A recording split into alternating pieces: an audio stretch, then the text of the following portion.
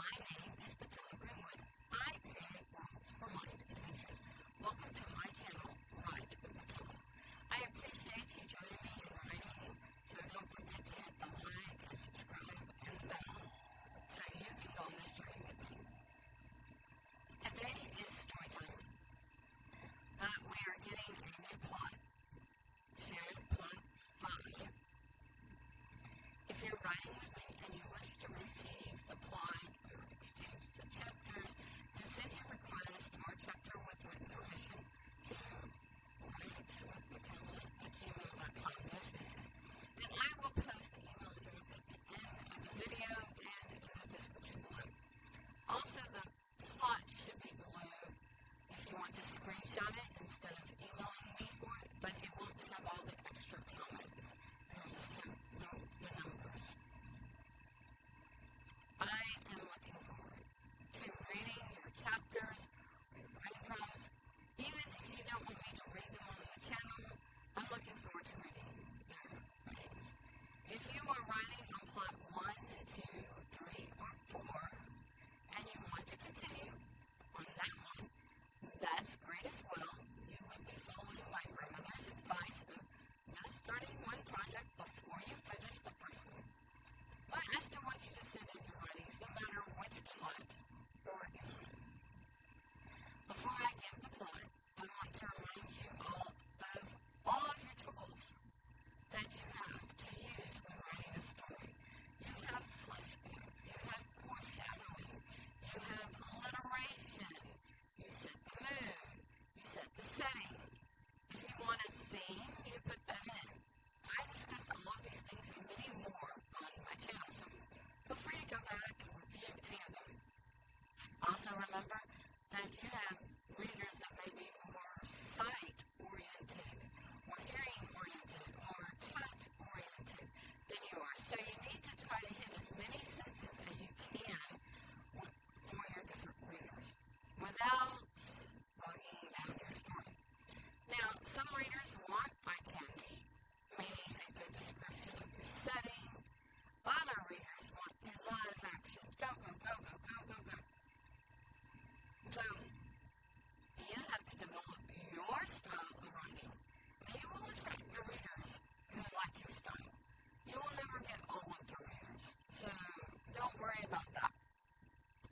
Also, remember, the first draft is not a final draft. Now the new plot. Number 1. One or more persons from our realm or dimension somehow come to be in another realm or dimension.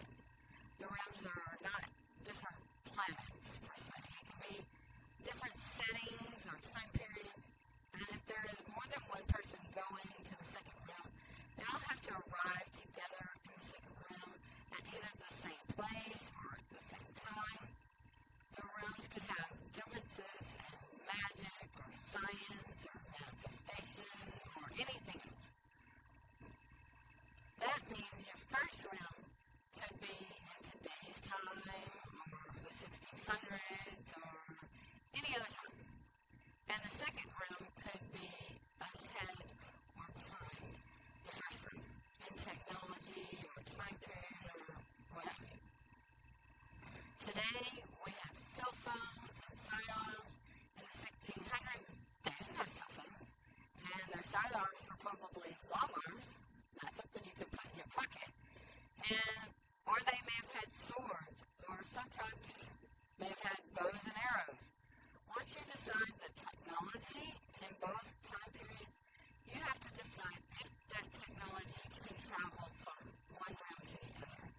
And if yes, select a sidearm. I have a sidearm today's time, and I go into this other realm that is bow and arrow. Right? Then what are the consequences of bringing that kind of weapon to that time period? Okay, so can you bring the technology? And if you can, what are the consequences? Number 2, in the second realm, a bad king or tyrant or overlord or AI robot has taken over. And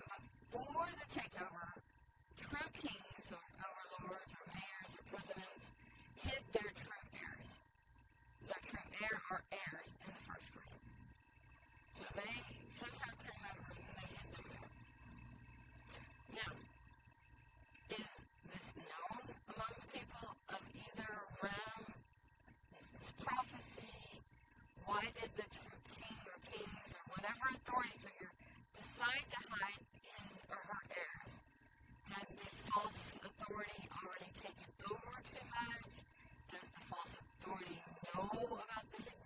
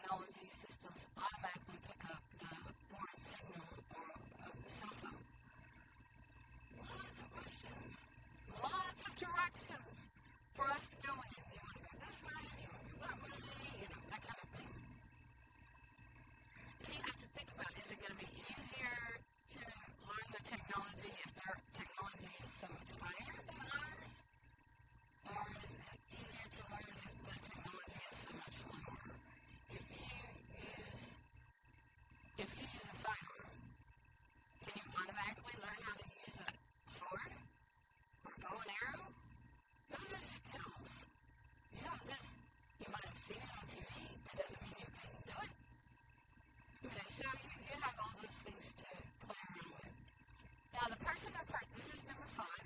The person or persons will need to form a plan to overthrow, or perhaps he or she will need to find a way to go back to the room where he or she was hidden and raised. And I don't want to do this. I'm not your hero. I'm going home.